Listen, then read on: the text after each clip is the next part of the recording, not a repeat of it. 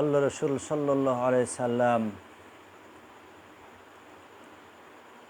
9 জিলহজ ফজর থেকে 13 জিলহজ আসর পর্যন্ত মোট 23 ওয়াক্ত সালাতের পরে তাকবীর ধ্বনি 2-3 বার করে তাকবীর ধ্বনি দিতে বলেছেন।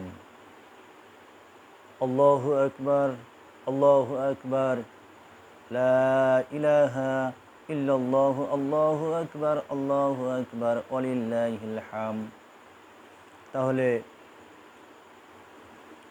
রবিবার ফজর থেকে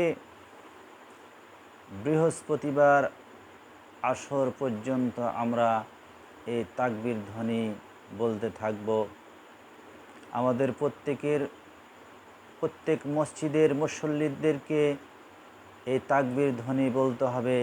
বিশেষ করে ইমামেরা যখন সালাম ফিরাবেন, সালাম ফিরার পরে ইমামের দায়িত্ব হলো উচ্চ স্বরে 3 বার তাকবীর বলবেন, যেন মুসল্লিরা শুনতে পায় আর মুসল্লিরাও তার সঙ্গে তাকবীর বলবেন। আল্লাহু আকবার, আল্লাহু আকবার, লা ইলাহা ইল্লাল্লাহু, আল্লাহু আকবার, আল্লাহু আকবার, ওয়ালিল্লাহিল হামদ। এইভাবে তাকবীর ধ্বনি দিতে থাকবে।